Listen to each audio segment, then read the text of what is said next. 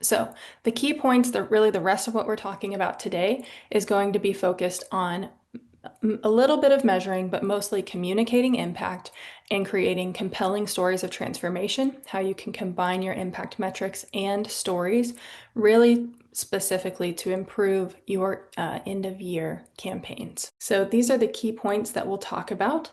We'll talk about the size of the problem that your organization is really aiming to solve and why that's really important to outline for donors and other stakeholders, how your organization and your programs are a solution and how you're beginning to solve that larger problem, the funding need, how the funds will be used, the impact that's already being created and that will be created in the future, and then accountability. How are you going to hold your team accountable, report on this impact, and be transparent and report back to donors and other stakeholders? All right, so for these upcoming slides, John Mark and I are going to tag team it and keep it sort of conversational. And so we know that every nonprofit exists because some problem or some social issue has not yet been solved. And we see a lot of organizations that might talk about how they served 100 people this year or 500 people this quarter, and how their organization is, helping these individuals. But what we see missed a lot is that the overarching problem isn't really explained. The Mhm. stage isn't set for donors, volunteers, or other stakeholders. And when you're so close to your mission, when you're in your programs, you're in the weeds, it can become very easy to assume that people understand the problem, that they know how prevalent food insecurity is, or they know why it's important to help solve homelessness in your local community. And the reality is, most people don't understand that these issues even exist at all or how glaring they are. And so we have an example problem statement here for an organization that is focused on food insecurity. We'll have different types of organization examples throughout these slides.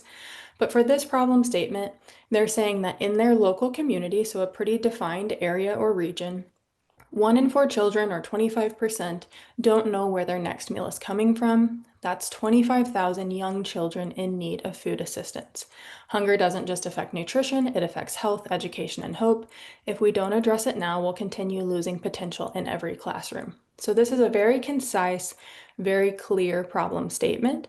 And a lot of this information can be pulled from existing, census or statewide, countywide data.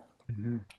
Again, that's going to vary based on your organization and what you aim to do, but setting the stage, helping, again, donors or other stakeholders understand how big of a problem this is and why maybe you're limited to only serving X number of people now.